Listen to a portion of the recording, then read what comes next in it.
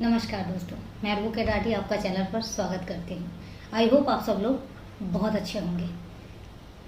दोस्तों, क्या आपको पता है या आप कभी सोच सकते हैं कि नाइट्रोजन गैस से भी किसी को मारा जा सकता है या नाइट्रोजन गैस से भी कोई मर सकता है?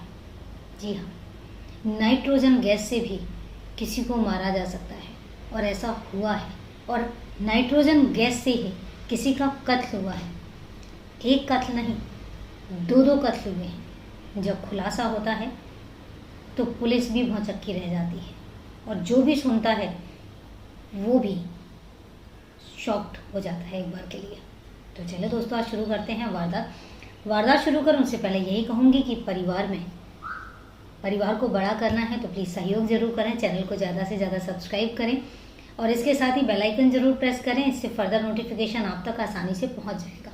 उसके अलावा वारदात के बारे में कुछ भी आप राय देना चाहते हैं तो बिल्कुल कमेंट बॉक्स में जाके कमेंट करके बता दीजिए। और कोई राय देना चाहते हैं तो राय भी दीजिए, बिल्कुल अप्लाई होगी। और दोस्तों, एक बात ज़रूर कहना चाहूँगी, तहे दिल से धन्यवाद। आप लोग जितना सपोर्ट कर रहे हैं, मुझे कमेंट मिल रहे हैं और बड़ा पॉजिटिवली कमेंट्स मिल रहे हैं आप लोगों को। मतलब वारदात सुनाने के तरीके से लेके बहुत सारी चीज़ें जो पसंद आ रही हैं। So thank you very much. At least कम से कम मेरे जो एफर्ट्स हैं वो आप तक पहुंच रहे हैं और आपको पसंद आ रहे हैं। सबसे बड़ी बात ये हो जाती है कि आपको मेरे एफर्ट्स पसंद आ रहे हैं, तो थैंक यू वेरी मच। तो चले दोस्तों, अब चलते हैं आज की वारदात पर। आज की वारदात है 13 अक्टूबर 2022 की। इवन अभी साल भी पूरा नहीं हुआ है।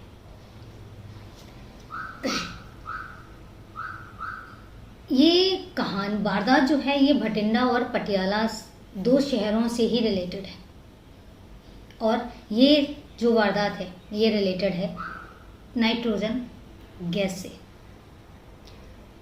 पटियाला में एक टीचर जिसकी उम्र शादी के लायक थी, नवनिंदर प्रीत सिंह, और वहीं दूसरी जगह भटिंडा में छपिंदर कौर और सोनू की उम्र 28 साल, वो भी शादी के लिए।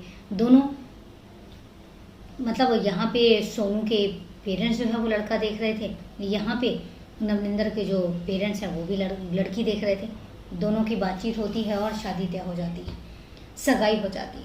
सगाई होती है 2020 में, और 2020 के बाद शादी की जो डेट है वो नहीं निकल पा रही थी। उसका कारण ये था कि जो नवनिंदर बार बार शादी की डेट को पोस्टपोन करे जा रहा था। बीच में कोरोना आ गया, कोरोना का एक्सक्यूज दे दिया और बहुत सारे रीजंस थे, लेकिन शादी की जो डेट है वो पोस्टपोन हुई जा रही थी। इस पर जो सोनू के घर वाले हैं वो भी प्रेशर डालते हैं और फाइनली नवनिंदर 2022 अक्टूबर, वो भी 20 तारीख को, मतलब 20 अक्टूबर 2022 की डेट जो है शादी की फिक्स कर देता है। अब शादी की जब डेट फिक्स हो जाती है तो सोनू भी यहाँ खुश, यहाँ नवनिंदर भी खुश और सारे परिवार वाले भी खुश और शादी की तैयारियों में जुट जाते हैं। अब चूँकि सोनू को शादी की शॉपिंग भी करनी थी तो शादी की शॉपिंग के लिए 11 अक्टूबर को वो पटियाला आ जाती है नवनिंदर के पास शॉपिंग के लिए। बहुत खुश थी वो अपनी शादी को लेकर। तो 11, 12, 13 3 दिन वो खूब शादी की शॉपिंग करती है नवनिंदर के साथ जाके। ढेर सारी शॉपिंग करती है। जब शाम को वो शॉपिंग करके आती है तो अपने पेरेंट्स को भी बताती है कि मैंने ये चीज़ें जो हैं वो खरीदी हैं, ये चीज़ें ली हैं, क्या क्या रह गया है। इस टाइप की सारी जो प्लानिंग है वो अपने पेरेंट्स के साथ डिस्कस करती है। पेरेंट्स भी वहाँ खुश।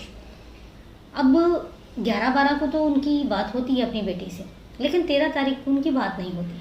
इसके बाद उनको लगता है कि चलो बेटी बिजी होगी शादी की तैयारियों में, शॉपिंग में, तो बाद में बात कर लेंगे।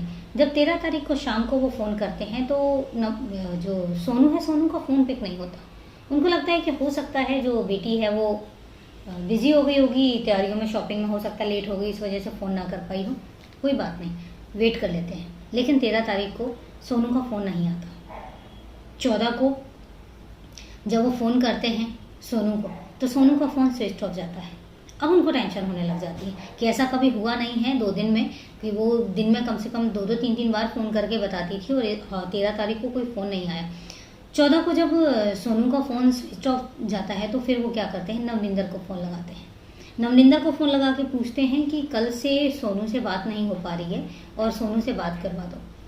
नवनिंदर तब बताता है कि एक्चुअल है क्या, नवनिंदर घर पर नहीं और सोनू घर पर नहीं है, और रीज़न ये है कि मेरी और सोनू की किसी बात पर थोड़ी सी झगड़ा हो गया था और इस बात पे वो रूठ के घर से चली गई थी कल, और उसके बाद वो घर नहीं आई और उसका फ़ोन जो है वो घर यहीं पर ही है और वो फ़ोन स्विच ऑफ है। तो वो कहते हैं कि आखिर कल से घर नहीं आई, तो कहते मैं भी ढूंढ रहा हूँ लेकिन वो कल से घर नहीं आई है।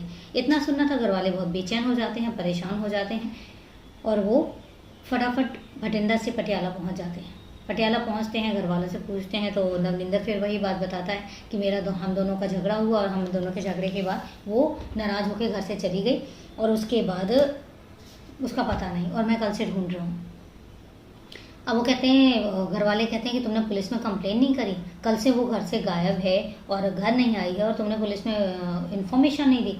तो नवनिंदर कहता है कि मुझे ये था, मैं पहली बात तो मैं ही इतना परेशान था, उसको ढूंढने में लगा हुआ था, मुझे समय नहीं मिला और मुझे ये था कि क्यों फालतू का अपनी मतलब बेइज्जती करवानी और क्यों फालतू का शहर में ढिंढोरा पिटवाना, तो मैं अपने लेवल पर उसको ढूंढने लगा हुआ था। पर चूँकि घर वाले थे, उनको बेचैनी सी हो रही थी, तो वो पटियाला पुलिस स्टेशन पहुँच जाते हैं और पहुँच के पुलिस वालों को कंप्लेन कर देते हैं। अब जब पुलिस वालों को कंप्लेन कर देते हैं तो पुलिस वाले फिर नवनिंदर को बुलाते हैं।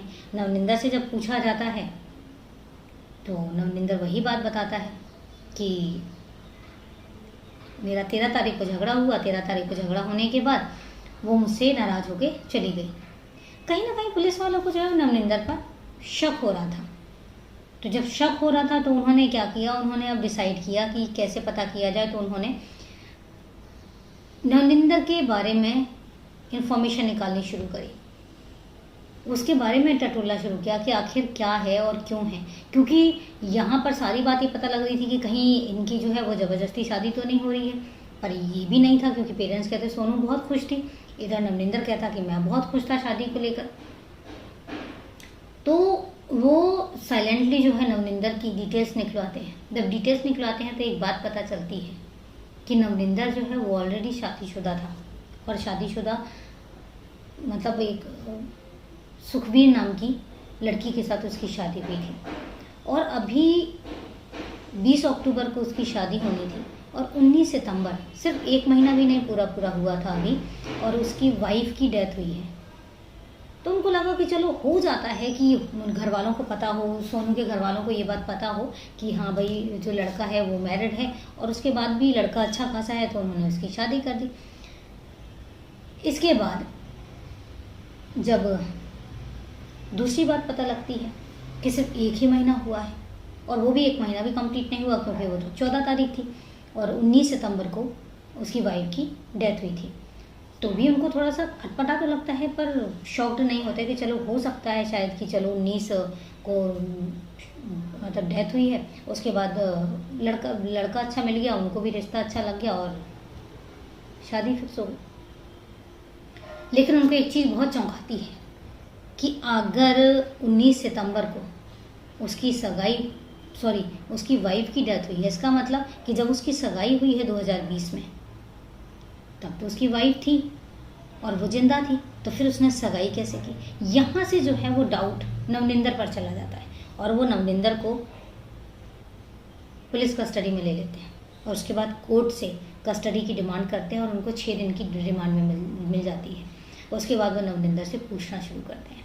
जब नवनिंदर से पूछते हैं तो नवनिंदर पहले तो यहाँ वहाँ की बातें करता है, लेकिन उसके बाद क्योंकि टीचर था, क्राइम का ऐसा कोई एक्सपीरियंस नहीं था, पहले से कोई क्रिमिनल नहीं था, तो जब पुलिस की 3rd डिग्री यूज़ होती है तो फिर वहाँ अच्छों का मुंह जो है वो खुल जाता है। तो फिर नवनिंदर तो एक नॉर्मल ह्यूमन बीइंग था, एज अ प्रोफेशन देखा जाए तो एज अ टीचर था। तो फिर वो पूरा जो कहानी है वो बोल देता है और वो कहता है कि चलो मेरे साथ, मैं आपको लेके चलता हूँ, मैं बताता हूँ कि सोनू कहाँ पर है। और वहाँ से वो अर्बन एस्टेट लेकर जाता है क्योंकि अर्बन एस्टेट में ही जो नवनिंदर है उसकी कोठी थी और वहीं पर ही वो बूढ़े माँ बाप के साथ रहता था।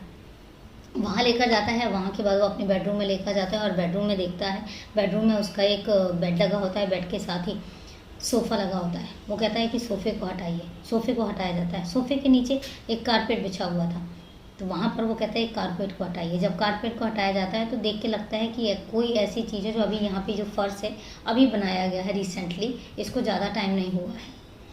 जब उस फर्श को खोदा जाता है, वो कहता है इस फर्श के नीचे सोनू है। जब उस फर्श को खोदा जाता है तो हाँ, सोनू की लाश मिलती है।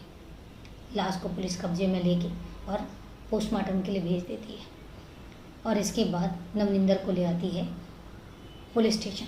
पुलिस स्टेशन लेकर आने के बाद वो फिर नवनिंदर से पूछताछ शुरू करती है। जब नवनिंदर से पूछा जाता है तो नवनिंदर कहता है कि 11-12 तारीख को हम लोगों के बीच में सब कुछ ठीक था, लेकिन कुछ ऐसी चीज़ें थी जिससे सोनू को पता चल जाता है कि नवनिंदर पहले से शादीशुदा है, क्योंकि ये बात किसी को भी पता नहीं थी और उसने बताया भी नहीं था कि वो पहले से शादीशुदा है। उसने यही बताया था कि वो कुंवारा है और उसकी अभी तक शादी नहीं हुई है। तो ये बात उसको पता लग जाती है। उनके बीच में झगड़ा होता है और झगड़ा होने के बाद वो कहती है कि मैं भटिंडा वापस जा रही हूँ, लेकिन नवनिंदर उसको कन्विंस कर लेता है कि तुम आज रात में मत जाओ, तुम कल सुबह चली जाना। और उसके बाद नवनिंदर के दिमाग में आने लग जाता है कि अब अगर ये घर जाएगी तो ये मेरे बारे में बताएगी तो मेरा जो राज है वो खुल जाएगा, तो फिर मैं क्या करूं। तो उसके दिमाग में फिर एक चीज़ आती है कि सोनू को रास्ते से हटाया जाए। और अब वो रास्ते से हटाना तो चाह रहा था, लेकिन तरीका उसको समझ नहीं आ रहा था। फिर उसके बाद उसको एक तरीका भी समझ आता है और वो अपनी जब याददाश्त पे जोर देता है तो उसको एक तरीका याद आता है और उसी तरीके को वो यूज़ करना शुरू कर देता है। अब वो नवनिंदर से कहता है कि सोनू से कहता है कि चलो ठीक है, तुमने घर जाके अपने घर वालों को बताना है, जो भी होगा रिश्ता टूटेगा, जो भी होगा वो देखा जाएगा, लेकिन मैं तुम्हें एक टैक्ट बता रहा हूँ। उसको कन्विंस करता है, उसको अपने भरोसे में लेता है, उसके साथ एक ट्रस्ट वाली बातें करता है। अब वो बातें बहुत सारी होती हैं, क्यों शादी हुई, किस मजबूरियों में शादी हुई, इस टाइप से। तो फिर वो नॉर्मल होता है। नॉर्मल होने के बाद वो सोनू को बोलता है कि तुम्हें एक तरीका बताता हूँ कि अगर तुम ऑक्सीजन को इनटेक करती हो एक्सेस में तो तुम्हें पता है फेस का जो ग्लो है वो बढ़ता है। तो सोनू भी बातों में आ जाती है। सोनू भी कहती है अच्छा ऐसा होता है, कहते हाँ। तो वो कहती है कि मैं भी फिर लेना चाहूँगी। तो वो क्या करता है, वो कहता है मेरे पास एक सिलेंडर रखा हुआ है, कोविड टाइम पे मैंने संभाल के रखा हुआ था, तो तुम वो गैस लोगी ना तो तुम्हारे फेस पर भी ग्लो हो जाएगा। शादी होनी ना होनी बात की बात है, लेकिन एटलीस्ट तुम्हारे फेस पर ग्लो तो होना चाहिए। और उसके बाद वो मास्क लेकर आता है और सिलेंडर लेकर आता है, लेकिन वो ये नहीं बताता कि उस सिलेंडर में ऑक्सीजन नहीं, ऑक्सीजन की जगह नाइट्रोजन गैस है। अब जब नाइट्रोजन गैस सोनू इनटेक करती है और इनटेक करने के बाद थोड़ी ही देर में वो बेहोश हो जाती है, और बेहोश होने के बाद थोड़ी सी देर में वो दम तोड़ देती है। जब वो दम तोड़ देती है तो फिर नवनिंदर क्या करता है कि वहीं पर ही अपने कमरे में सोफे के नीचे फर्श को खोदता है और टीवी का जो है वॉल्यूम तेज़ कर देता है ताकि किसी को आवाज़ भी सुनाई ना दे। आराम आराम से खोदता है और इतना साइज बनाता है जितने में सोनू की लाश आ सके, और उसके बाद उसको दफन कर देता है। दफन करने के बाद उसके ऊपर मिट्टी वगैरह डाल के प्रॉपर उसको बिछा के उसके ऊपर कारपेट डाल देता है और कारपेट के ऊपर वापस अपने सोफे को उसी तरीके से सेट कर देता है। जब ये चीज़ पुलिस सुनती है तो पुलिस भी भौचक्की रह जाती है कि आखिर इसके पास ये दिमाग में आइडिया आया कहाँ से। फिर वो और खोजबीन शुरू करती है। अब वो खोजबीन शुरू करती है कि आखिर जो इसकी पहली पत्नी थी सुखबीर, उसकी डेथ कैसे हुई। तो जब पता चलता है कि उसकी जो डेथ है वो हार्ट अटैक से हुई है, पुलिस को बड़ा पता सा लगता है कि मतलब सेम ये भी सिस्टम यही है जैसे सोनू की डेथ हुई है। साइलेंट मतलब पहले बेहोश होती है, बेहोश होने के बाद उसकी डेथ हो जाती है। सेम जो वो है सुखबीर का भी। और एक बात और भी पता लगती है कि सुखबीर जो है 7 मंथ्स प्रेग्नेंट थी। अब आप सोचिए उस इंसान का, जिस इंसान ने 7 मंथ प्रेग्नेंट लेडी को मौत के घाट उतार दिया, उसकी मानसिकता क्या रही होगी और वो अपने बीवी और अपनी फैमिली के लिए कितना रिस्पॉन्सिबल रहा होगा। जब ये बात पता लगती है तो फिर पुलिस को फिर डाउट होता है अब वो सबसे पूछते हैं, लेकिन सब यही कहते हैं, सुखबीर के पेरेंट्स भी यही चीज़ कहते हैं कि हाँ, हम जब गए थे तो हमने देखा उसकी बॉडी पर कोई निशान नहीं था और साइलेंट अटैक था, रात में अटैक आया और सुबह उठा तो उसने बोला कि सुखबीर जो है वो मूवमेंट नहीं कर रही है, जाके देखा तो वो डेड थी। तो हमें भी यही लगा कि वो साइलेंट अटैक आया है उसको। अब इसके बाद पुलिस फिर नवनिंदर के पास आती है। नवनिंदर के पास आने के बाद वो फिर पूछताछ करती है कि अब नवनिंदर सीधा सीधा बताओ कि सुखबीर को तुमने कैसे मारा। अब नवनिंदर कहता है कि चलो 1 खून किया या 2 खून किया क्या फर्क पड़ता है। नवनिंदर फिर सुखबीर का भी सीक्रेट बता देता है। वो कहता है कि 2020 में मेरी सगाई हुई सोनू के साथ और यहाँ पर सुखबीर भी मेरी वाइफ थी। अब मैं सुखबीर को भी कंटिन्यू नहीं करना चाह रहा था, मैं सोनू से भी शादी नहीं करना चाह रहा था। उसके बाद सुखबीर को रास्ते जब ये फोर्स करने लग गई सोनू और सोनू के घर वाले शादी के लिए, तो उसने सोचा कि अब सुखबीर को रास्ते से हटाना पड़ेगा और फिर वो तरीके सोचने लग गया। वो तरह तरह के तरीके जो हैं वो सोचने लग गया। वहीं से उसने सुना, कहीं पढ़ा कि नाइट्रोजन गैस को अगर ज़्यादा इनटेक कर लो तो उससे इंसान की जान भी जा सकती है। और वही आइडिया उसने अपने दिमाग में रख के चला। मार्केट गया, मार्केट से उसने मास्क लिए जो गैस इनटेक करते हैं उस टाइम पे यूज़ करते हैं। तो मास्क में भी उसने ये देखा कि मास्क में छोटे छोटे से होल थे और वो नहीं चाहता था कि बिल्कुल भी ऑक्सीजन या कोई और गैस उसके अंदर जाए, सिर्फ और सिर्फ नाइट्रोजन गैस उसके अंदर जानी चाहिए। अब उसके बाद उसने क्या किया कि पहले तो ऑक्सीजन जो सिलेंडर था, ऑक्सीजन सिलेंडर में नाइट्रोजन गैस भरवाई और उसके बाद खुद घर में प्लास्टिक का मास्क बनाया, एक ऐसा मास्क जिससे थोड़ी सी भी कोई और एक्स्ट्रा गैस नहीं अंदर जानी चाहिए। और उसके बाद वो अपनी बीवी के पास आता है और बीवी के पास आके बताता है कि तुम्हें पता है कि अगर ऑक्सीजन सिलेंडर से एक्स्ट्रा ऑक्सीजन अगर इनटेक की जाए, मतलब सांस ली जाए, एक्स्ट्रा ऑक्सीजन ली जाए, तो उससे क्या होता है कि जो हमारा बेबी है, बेबी बहुत सुंदर होगा, हेल्दी होगा और तुम्हारी भी हेल्थ अच्छी रहेगी। इतना सुनना था कि सुखबीर जो है वो खुश हो जाती है। कौन सोच सकता है कि उसका पति और होने वाले बच्चे का बाप ये सब हरकतें कर सकता है। उसके दिमाग में कुछ और चल रहा होता है। वो खुश हो जाती है और रात में वो ऑक्सीजन समझ के नाइट्रोजन को इनटेक करती है और उसी तरह से पहले वो बेहोश होती है, उसके बाद उसकी जान चली जाती है। और उसके बाद सुबह उठकर नवनिंदर जो है यही कहता है कि मैं हिला रहा हूँ, लेकिन वो हिल नहीं रही है। जब इकट्ठे लोग होते हैं तो पता लगता है कि वो डेड हो चुकी है।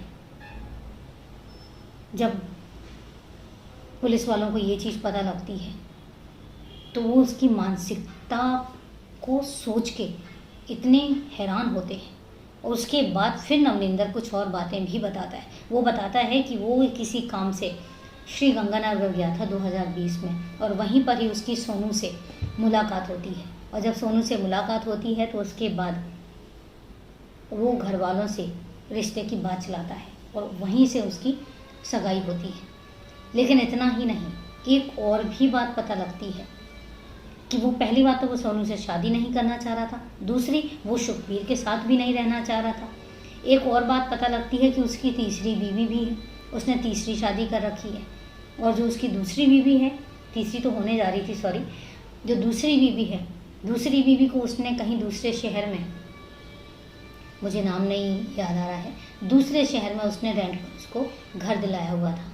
मतलब एक बीवी, दूसरी बीवी और उसके बाद तीसरी मंगेतर।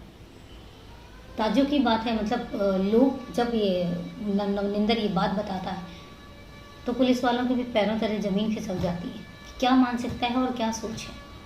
इसके बाद पुलिस नवनिंदर को